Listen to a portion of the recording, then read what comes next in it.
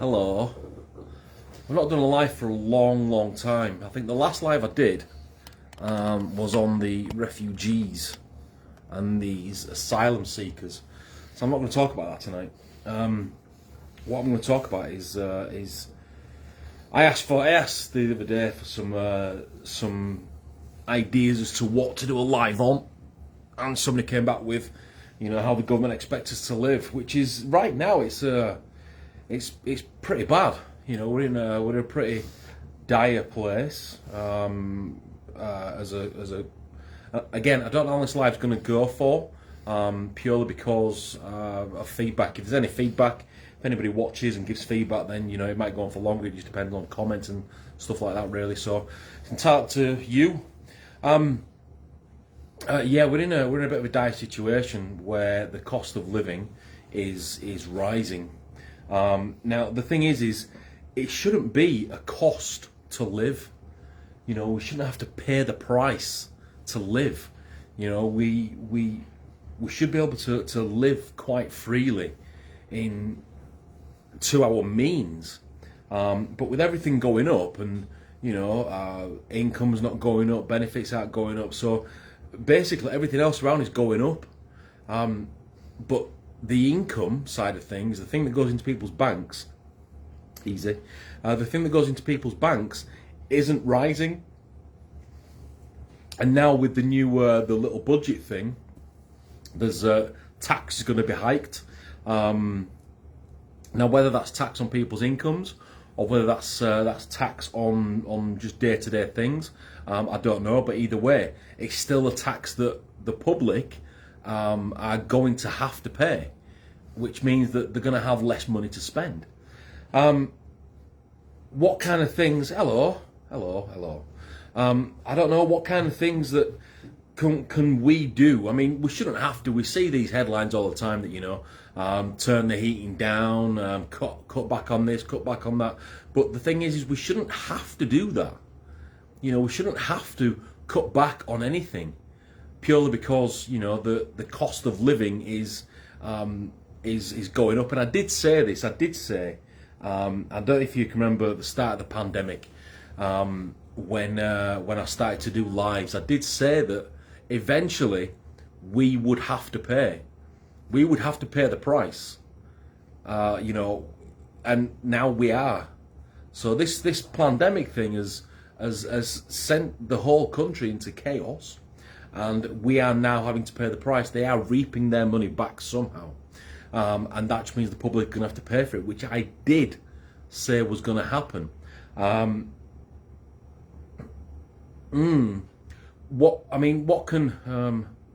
are your thoughts on Archie stealing more fuel? Well, I've kind of washed my hands with that dude. I've kind of washed my hands with him. The thing is with that is, he's out there and he's putting 20 quid in his car. Apparently he needs some jump leads tonight, which, my thoughts on that are that, these people that are out there stealing fuel and undercutting fuel they are still paying tax. I think the amount of people that are doing it, which is far and few between, is very minimal. It's very, very minimal that BP, Esso, and all these giant freaking organisations, they're not going to miss that. They don't miss that kind of stuff. They're not worrying about the bills. They're not worrying about little old Archie's gone and stole some more. He's stolen £2 worth of fuel. It's not worth the hassle. It's not worth the bother of it, for the sake of a couple of quid. It's not worth the bother. All right. It just isn't. I just don't get it, because there's no impact being made apart from this. These people are being made to look like fools. Yes, it is theft because it's premeditated. It's like you go into somewhere and you're taking something, so it's premeditated. I've got to hold my hands up because I sometimes do it, but not with fuel. With other things, I just think, do you know what? I'm just gonna stuff it. I don't care. For example, I might walk around one at supermarkets with a Red Bull in my hand. Oh, which I always pay for. No, I think honesty is part of the best policy, really. But you know, they're not making an impact. There's no impact being made. Even if for example, a million of them went out there and didn't pay £2 less, say, let's say, actually doing like two quid less on a £20 tank. He's getting 22 quid's worth of fuel for 20 quid. All right, so that's, if a million people went out there, that's only £2 million that they are basically stealing from BP or these big fuel companies. Now, £2 million from a company that has an estimated profits in a quarter of 60 odd billion. It's like a just drop in the ocean to them.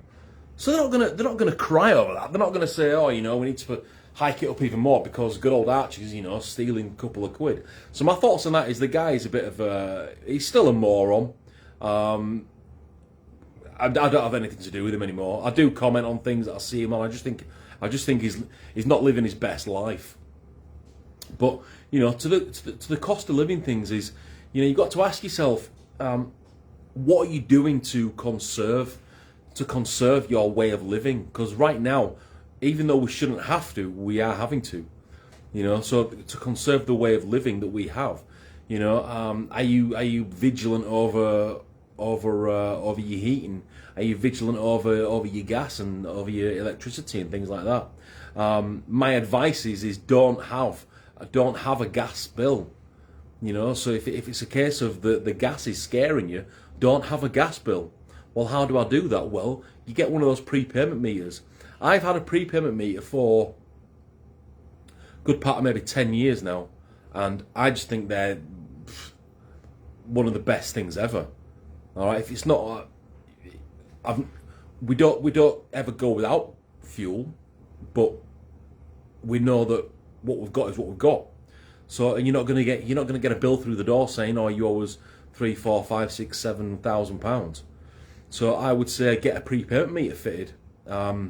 Now, when it comes to a rented accommodation with prepayment meters, I found out to jump Leeds and Argos. Mind you, 36 quid, he probably only paid 20. Yeah, probably. But the thing is, when you're running a couple of cars like that, Tony, you know, you got to be prepared. I'll go into cars in a second. I'll give you a money kind of saving tip on cars as well. But I've lost train of thought now. Yeah, prepayment meters.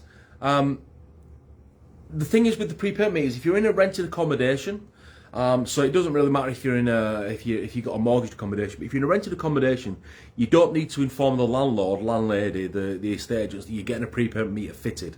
Okay, it'll cost about 60 quid to get a prepayment meter fitted, and that can be added onto a bill. But when you move out of that accommodation, you have to pay for that prepayment meter to be changed back. All right, so you can't hand the keys back with a prepayment meter still fitted. And if it is, then chances are, out of your bond, they will remove money from your bond, which is fair cop. The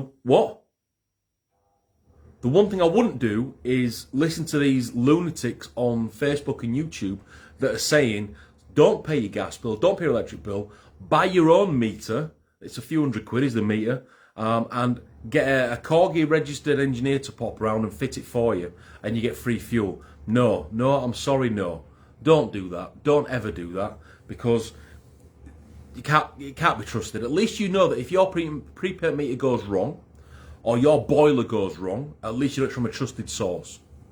Oh, well, you know, my gas has been cut off. Well, this isn't a standard meter. You didn't get it from us. No, but I need your help anyway. You're going to get the V's. Okay? So try prepayment meters for one thing, and that goes for your gas and your electric. The next thing, talking about cars, is the AA have what's called BRC. Okay? Now, this is an extra outgoing, but it can save money in the long run. And I've had BRC now for probably 2 years. All right? Now, BRC it basically covers you in the car. any car. You can upgrade it to any car. You can upgrade it to it covers the person, which means that if you're not in your car and the car breaks down, etc., you can use that. Now BRC is for a single one, it's about £24 to £25 per month. Okay, you pay that per month. So over a year, let's say it's 25 quid for the month. So over a year, you're paying 300 quid. Okay, but within that year, you can claim back from the AA up to, I think it's either £500 or £600, up to 5 times. I think it's £500. No, I'm getting this wrong. It's up to, you can claim up to £500 on breakdowns, up to 6 times a year. So that's £3,000 worth of breakdowns. Now, what it will cover is it'll cover anything that stops your car from moving. So, if your brakes need doing, alternator, starter motor, I'm not sure about engines, but just the sort of things that you think, oh crap, I've got no money for that. I need new brake pads. Okay, well, what you do is you call the AA out. They'll look at it for you, diagnose it for you, and then they'll send you an email. And now, what can happen with that is the mechanic I use is brilliant. He does it all for me, so he claims it all back for me, providing I can claim it back. But what you can do is you can go to any garage, you pay it out, and then you can claim it back via the AA. Okay, it doesn't cover for tyres and things like that because that's wear and tear. But for example, you know, the car that I'm driving at the moment needs a new starter motor. So I called out the AA, they diagnosed it. I sent it into the garage. The starter motor is Bosch. It comes, all parts come from the AA, and what they do is they basically pay for it. I think the starter motor was 170 quid plus labour. I had to pay 30 quid excess. That was it. So I got a new starter motor for 170 quid, and I only paid 30 quid excess. Do you know what I mean? It can't be that bad. On the other car that I had, I needed an alternator. It was a 380 quid part, plus labour as well, and I was only billed for 30 quid excess. So the BRC is worth getting. And like I say, certain garages will do it for you. My mechanic does it for me, he's brilliant. But what you do is, you can pay a garage and then claim it back via the AA. So it's a win-win. Yes, it's an outgoing of £300 a year, but there's a potential of £3,000 worth of work that can be done on your car in that year as well. So that there is, plus if your car does break down, you've got the AA cover. You know, they'll tow it, they'll flatbed you to wherever you need to go. I don't know about courtesy cars and things like that. But we just upgraded because we've got 2 cars and we just upgraded. So it's £45 a month. So that's 450 quid a year. 500 quid a year. But between the 2 cars, that's £6,000 worth of car maintenance that we can have. Brakes, brake discs, brake pads. Say that again? No, I'm not on commission. So that's another money-saving thing you could do. You know, especially when you know a lot of people need the cars these days. So BRC is something you can do. What else can you do? My advice is don't do big shops. As in, don't go to the shop on a Saturday and do a weekly shop. Maybe go twice in the week. All right, you'll save money purely because you're not going to throw food away. Now, the one thing that I really can't stand is wasting food, as you can probably tell. I don't like wasting food, but what we have noticed is that if we don't, when I say we, I mean Mindy, if we don't make a list of, you know, we set some meals out, Sunday to maybe Wednesday, we set some meals out, and we go shopping for those meals, and then we come back. And we might have to go again another day for some more stuff, for some more bits. But we don't overspend, because when you're in a shop and you've not got a plan, you just put anything in. And these days, I'm noticing that the sell by date, the use by date on products is a couple of days. So there's no point in buying something you're going to eat in 3 weeks' time because it'll be out of date. So make a plan when you go to the shops. When you go do your shopping, make a plan. And these days, shopping is a piece of cake. You can do it online and have it delivered to your door. Amazing. You know, you could do it online and go pick it up on the way from work. So you can be sat there watching your TV, doing your shopping, and have it picked up at 5 o'clock the next day. So you don't even have to go into the shops, but you won't overspend. You will spend what you want to spend and be like, oh, so I've got the next 4 days worth of meals, and I've only spent 40 quid, instead of going to the shop, overspending on crap that you don't need, because it's impulse buys. It's what they call an impulse buy, and this is why they have things at the checkout. This is why they have little things when you're queuing in shops.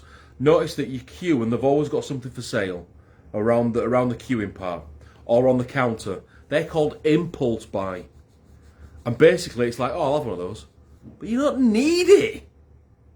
You absolutely do not need it, but you buy it anyway because it's there.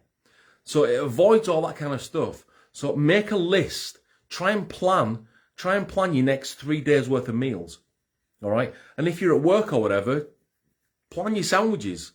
You know, you might go to the canteen at work, or you might go into town at work and you know, buy a sandwich that's going to cost you 3 or 4 quid. Now for 3 or 4 quid, you can get a couple of tins of tuna. You can get I was going to say a Lurpak, but you can't. You can get some loaf of bread. You can make your own food through the day to survive. I'm basically preaching this to the converted, really, but you know, and there's no shame in that either. There's no shame in planning.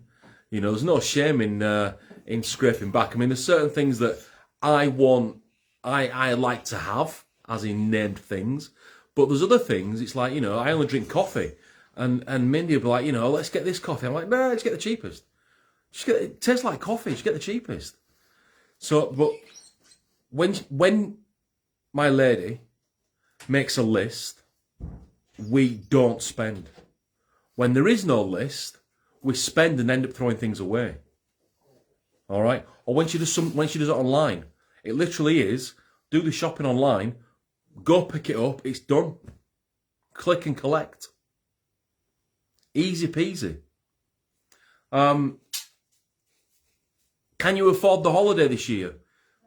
No. So do you know what? Don't go. You don't have to have a holiday every single year. Or an expensive one anyway, no. A holiday is just a break. You can get a break anywhere. It doesn't matter. You know? Do you have to go into the pub every single night? No. I used to be in the Boozer Wednesday, Thursday, Friday and Saturday. Nowadays, it's like, do you know what? That would generally cost me 20, 40, that would cost me 80 quid a week if I was in the Boozer for those days still. Maybe even more. It cost me probably 100 quid a week. And that's only 4 or 5 pints. That's not a lot. But when you've had 5, then you want a 6th. So that's where it hikes up to. These days, I drink at home, you know. There's better stuff on TV. Nobody wants to fight you. Not me, it cost me £2 to go to pub. Cost Mindy £2 when she goes to the pub. It's very good. She has a Coke and that's it. But even half a Coke is 2 quid. That's like, well, because you're paying for their surroundings. You're paying for somebody to do it for you. You're paying for somebody to open the bottle. It's all an overhead. So when you think about, you know, what you're paying out, a lot of it is overheads. So that business can still remain tomorrow. Okay? But it's not the company's fault that things are having to go up. We have to lay blame on our government. We have to lay blame on the government. But they're allowed to do what they want now. And why is that?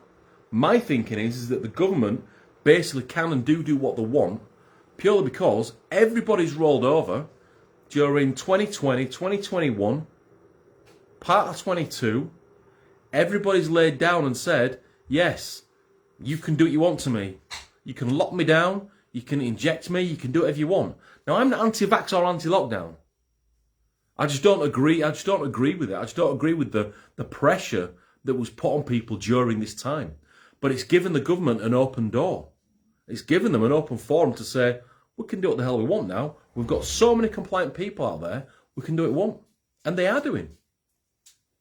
And the non-compliant people are the ones that are suffering alongside it. Well, I can't believe that. Well, why did you lay down? Why did you lay down for the last 2 years? You know? What did they do? They furloughed people. This to me was a bit of a test. I think the lockdown was a bit of a test as well. I'll tell you why I think the furlough was a bit of a test. It's because they can give you 75% of your income and you will survive on that.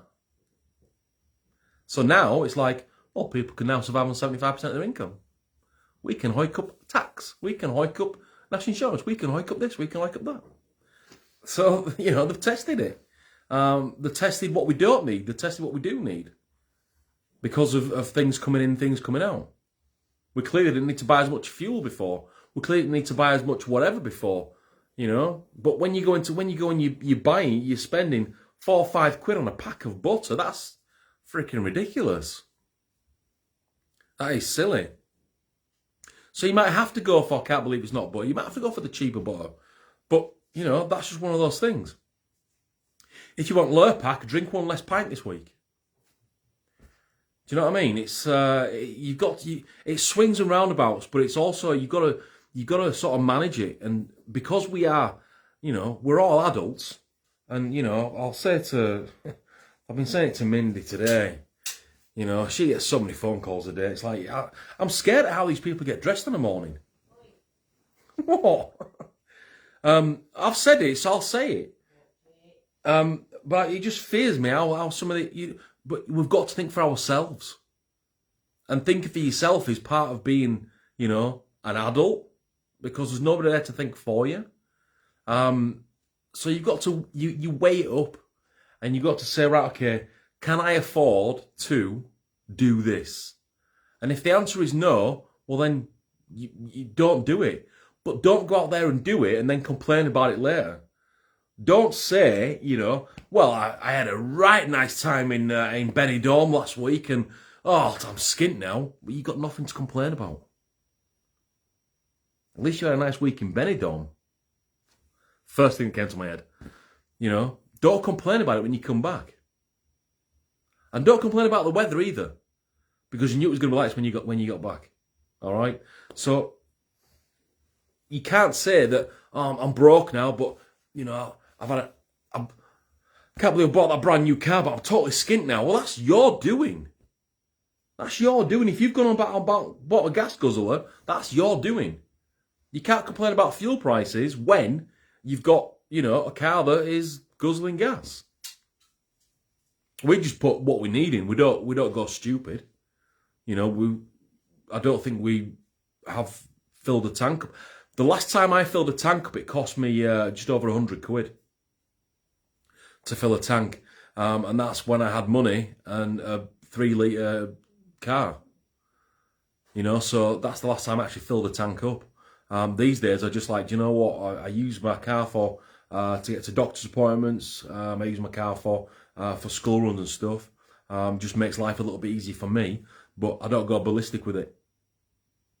So you've got to think, can I do this? And if I can't, but I'm going to anyway, you can't moan. You can't moan about it later on. The asylum seekers in the hotels, they are costing the UK. They're costing. I think it's £2 billion per day to house these people. To house all these, you got to think about it. 40,000 immigrants.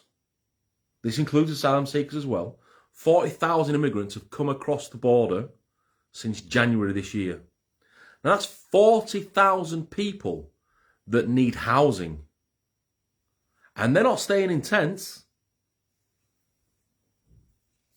They're staying in hotels. 3-4-star hotels. Just saw a thing there's one down the road from me that's housing them.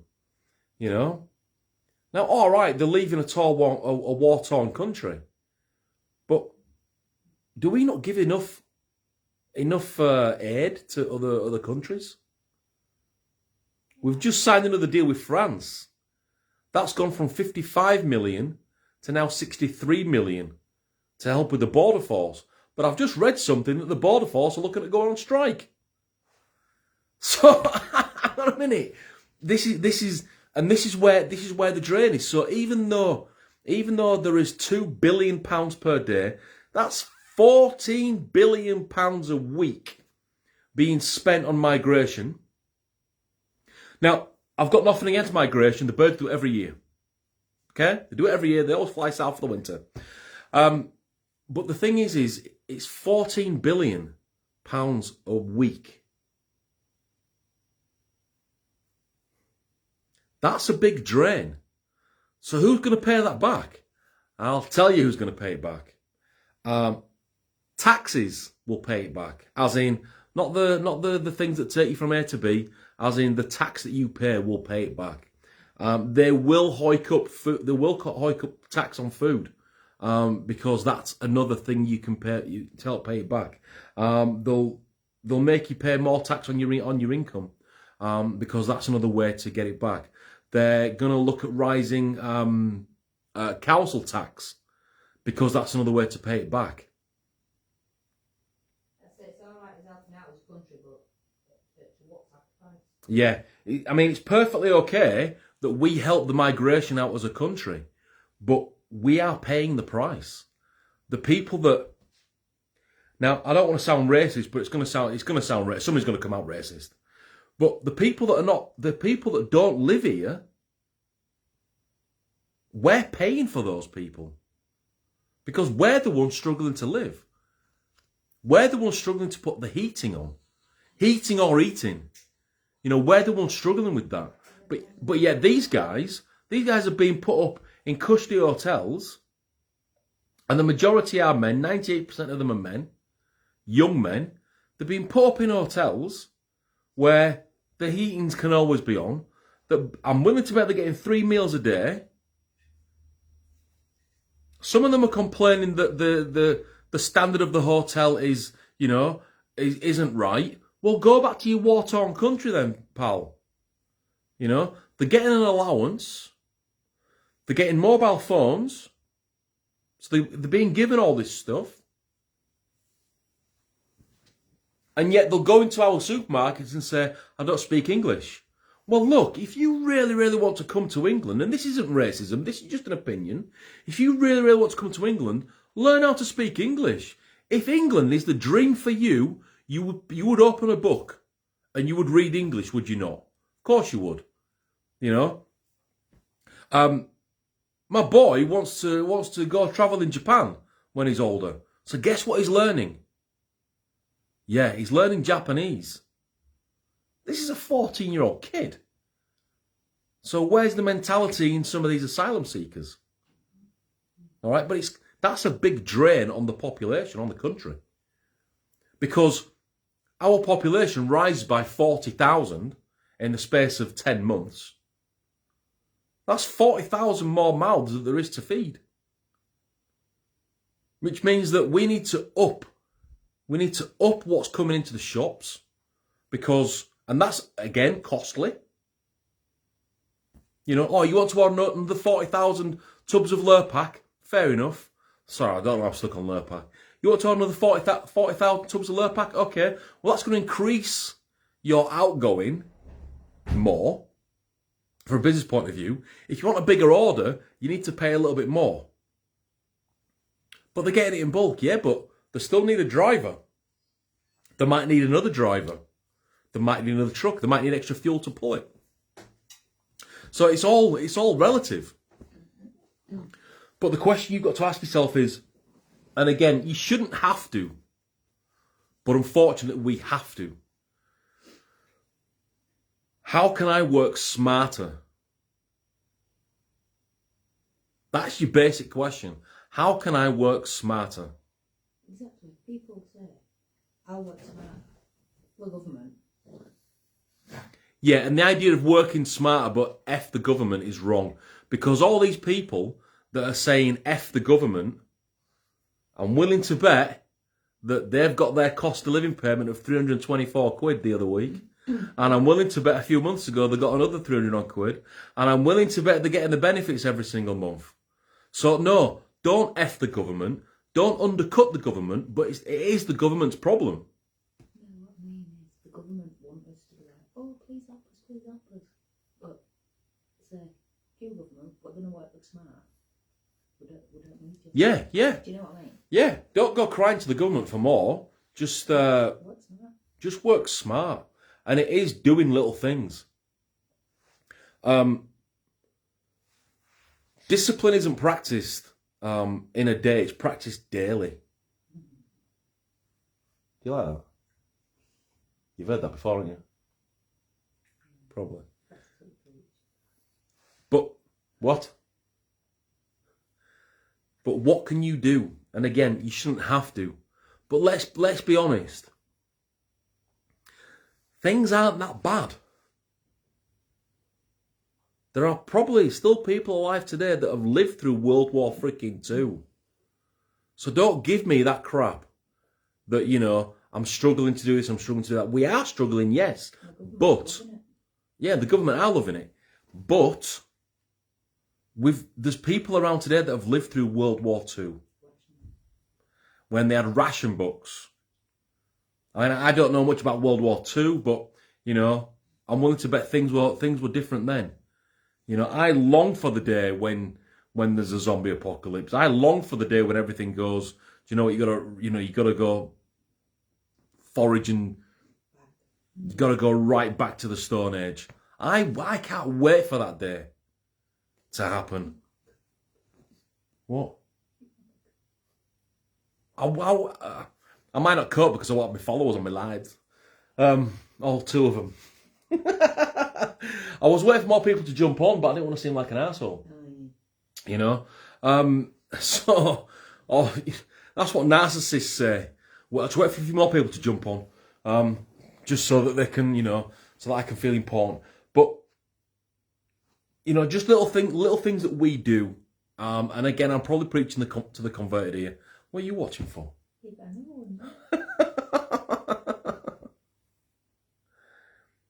Sits 3 feet away, watches the live. I mean, come on, save on the Wi-Fi. You know, another thing that you can do is get rid of your TV license. That's a saving. I haven't paid a TV license in 5-6 years, maybe. I stream everything. There's nothing good on TV anyway. So I just stream everything through a stick. What are they, about 30 quid? You pay for your get rid of Sky. Sky TV, get rid of it. You don't need it. But I get it for the kids channels, yeah, but if you want the kids channels, you got to have these channels as well. Oh, but I like the sport, yeah, but you got to have these channels as well. And you don't need them. Get a stick. Do it all from your stick. So Sky, 80 quid a month. Get rid of it. I've not had Sky for a long, long time. And I'm glad. Because you sit through it and you go, oh, there's no on TV. Well, what are you paying for then? You know? It's when your kids go to the cupboards and they say, oh, there's nothing to eat, and you know the cupboards are full. There's nothing in it they want to eat. Crisps and chocolate and junk that they don't need. Unless it's a special treat, like Christmas. Where they get their advent calendar, that's all the sweets they can have for the year. Even they're ridiculous, aren't they? An advent calendar. 24 little doors. You open it, you get a little chocolate inside. 11 quid. I'm sorry, but no. Not happening. Just count down, sunshine. You don't need to know, you know, I'll buy you a dairy milk. I think it's got 24 pieces in on it. Have a piece a day. So yeah, these little things is what you can do to just not save, but save. So, you know, you're not going to be rich from it, but you'll be able to live your life a little bit happier, knowing that you've planned. I once got taught years ago. I never do it. I never do it. But if you do it, then, you know, you might be successful. Is finish the day before it started. As in, plan what you're going to do tomorrow. So this goes with your food. This goes with well, mainly food, really, because that's the main cost that people are complaining about is the cost of living. You know, being able to live. So just plan your food. Plan your next 3 meals. Plan your next 3 evening meals. Shop for those, and then go again. Do you know what I mean? And then when it comes round to you need to shop again. So you're probably going to go to the shops every 3-4 days. But, okay. You know, if that's what you got to do, that's what you got to do. But it is what it says. Evening, Blakey. But if that's what you got to do, that's what you got to do. Like I say, I'll just reinforce it. When we, and when I say we, I mean Mindy. When we don't do a yes, very well, thank you. We are both very, very well. When we don't do a list, we spend more, and we think, what the hell? You know, I love Scan and Go. I love going into Asda and Scan and Go. You know exactly what you're spending. You know exactly what you're not spending. Bag it up as you go. Boom. That is a genius idea. It is amazing. Doing your shopping online, it is amazing. I can't do it. The brains does it. But when you don't do it, when you don't plan like that, you do end up spending more than what you need to. Because you just get this and you get that and you get this. So cut down on your shopping. Plan for your couple of days. Do not do big shops. And when I say that, I don't mean don't do Asda, don't do Morrison's, I mean don't go out there and buy 4 or 5 bags worth of shopping because you don't need it. The most we'll ever do is 2 of those Asda bags. Again, great thing to have. Them Asda bags are friggin' amazing. You hook them onto the side of your trolley, you hook them onto the side of your trolley, you scan your stuff as you go in, so you know what you're spending, and you're bagging it as you go. Amazing. Truly amazing. It's great. You know, putting fuel in your car. You go in, you put your card, type in your PIN number, and it won't let you go over your bank balance. It won't let you do it. It might authorise 100 quid, but you can only go up to what's in your bank. If you've only got 20 quid in your bank, that's all you'll get in, sunshine. And I say all petrol forecourts should be card only. That's just me. We don't know where we are with the government. We don't know where we are with anything, really. Rishi Sunak is only part of the government. He's only in as Prime Minister through attrition because everyone else dropped out. I don't like the guy. He gives to the rich by taking from the poor.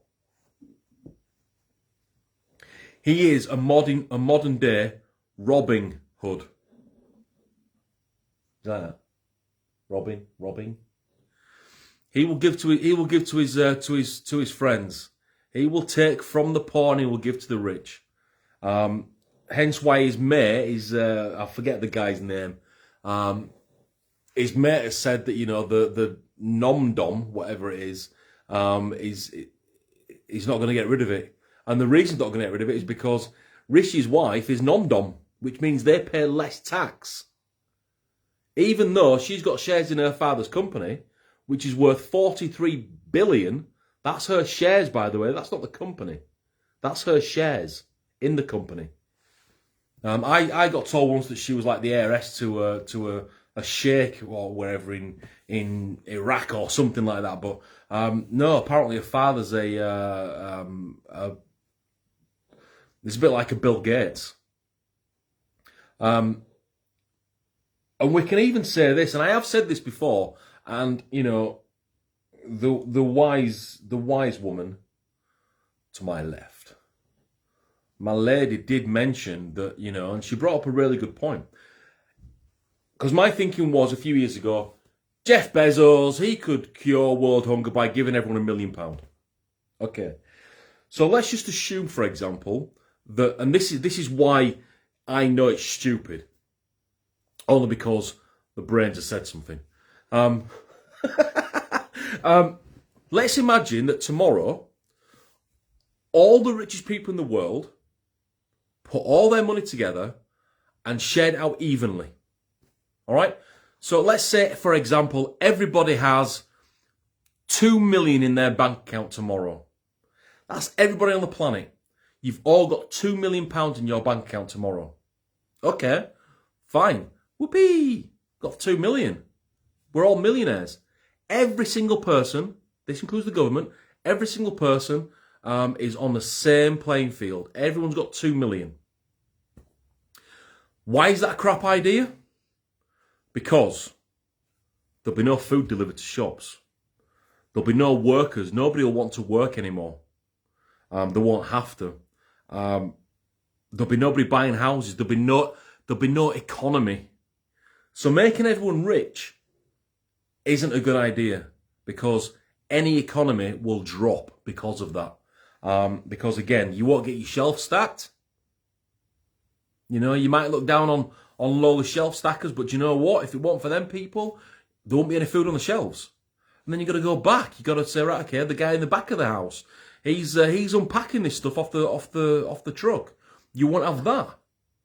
And then you got to say, right, okay, well, you got the truck driver. He's delivering it. Well, you won't have that because they just quit the jobs. And you say, right, okay, well, what about the people that put fuel in their trucks? Well, you won't have that either, because nobody would be buying fuel anymore. They wouldn't, you know, you couldn't buy fuel because there'd be no cashiers to take the fuel money. You'd run out of clothes because nobody's making clothes anymore, and there's no shops open anymore. So this is why it's a bad idea to make everyone millionaires. Okay? We are where we are for a reason. But the question you've got to ask yourself is, are you happy where you are? Now, Mindy, she's posed this question to me a couple of times. And my attitude towards this is, you know what, Min? And I'll say it because, you know, I'm not bigging her up or anything. I'm not saying anything to, you know, make me sound brilliant, but I've said this to her in private, so I'll say it in public. Is, you know, she asked me the other day, actually, what was it? 1 billion? 2 billion? She said to me the other day, you know, if I had £2 billion and gave you 1 million, 1 billion to leave me, No, would you leave me? or would I leave her? And I said, no, Bob, what I'd do is I'd stay with you because then I'd have 2 billion. But my attitude towards this is that I would rather be in this situation now where, yes, we do scrimp, we do scrape, we do have to plan. So I would say this is poor. From a financial point of view, we are pretty poor. But from a wholesome point of view, we are minted. I've said that I would rather be poor with her than rich with financial richness with anyone else. I don't want financial riches. I don't care about financial riches. What I care about is my well-being and my riches.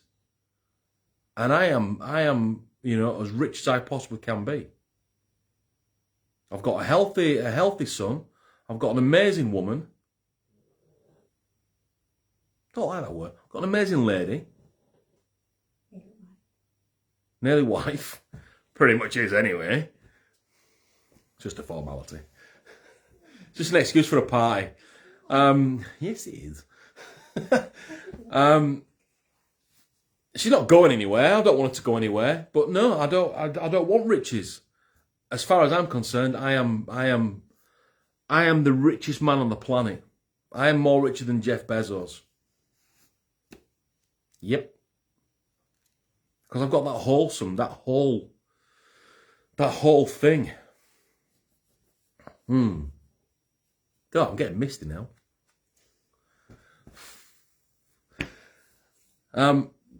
We smile, we have a laugh every single day. You know, we wake up, you know, we smile. We go to bed, we smile. We're in pain, we smile. We're sad, we smile. You gotta smile, man, and you got to have a bit of fun as well. So while you are doing your shopping around Asda, don't be an idiot and be boring. They play music, sing, dance.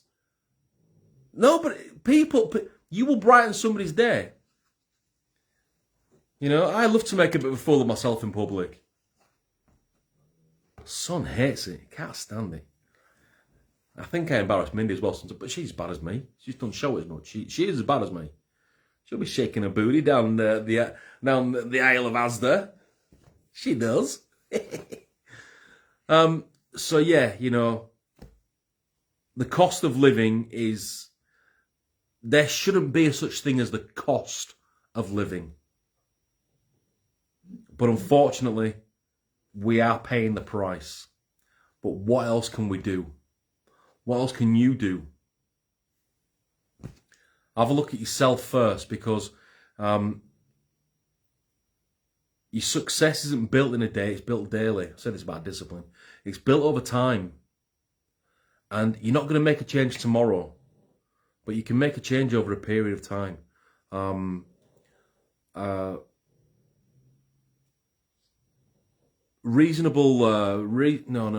Measurable growth over reasonable time. So I'm not saying go out there and steal fuel like Archie Jackson is, because that's not making an impact. But I'm willing to bet if everybody tomorrow planned their next 3 meals, you'd make an impact on yourself. You'd have to try and make an impact on the world. You should have to make an impact on yourself. All right? So yeah, that's it. And don't listen to the loons. Don't change out your freaking meters by yourself. Get somebody round from the company and say, look, I want a prepaid meter. That's all you got to do. They'll come round and fit it for you. And you'll know where you are. You won't get an unexpected bill. Can't afford my phone bill. Okay, go pay as you go then. Go pay as you go. Can't afford my internet. Okay, maybe drop the gig a few bytes.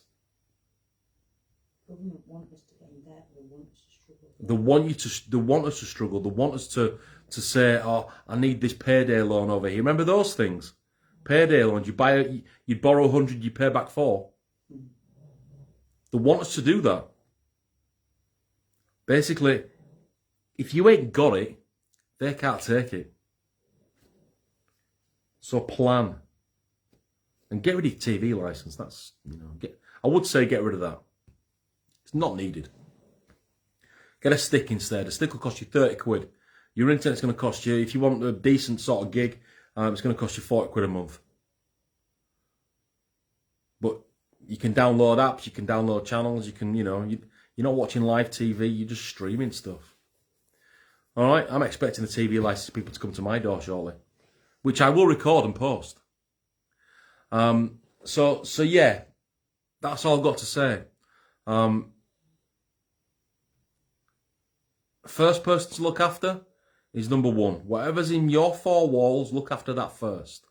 Yeah, definitely. Always look after that first. The Richest Man in Babylon, it's a book, I forget who wrote it, paid himself first. Paid himself 10% of whatever he earned. And I got told this, it was too late for me. Because I was already conditioned to blowing all my money, which I've done. The Rich Man in Babylon paid himself first.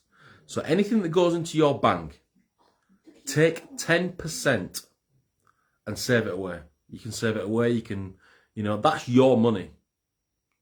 But you can't touch it for 3 years. Everything else, pay your bills out of. So you pay yourself first, everything else comes second.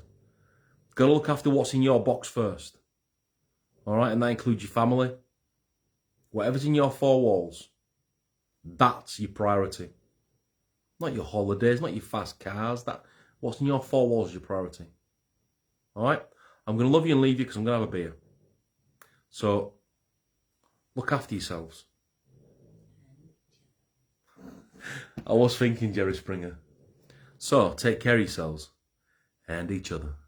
Right, I'll post on Bearded Opinion under cost of living crisis, or I don't know. I'll see you all around.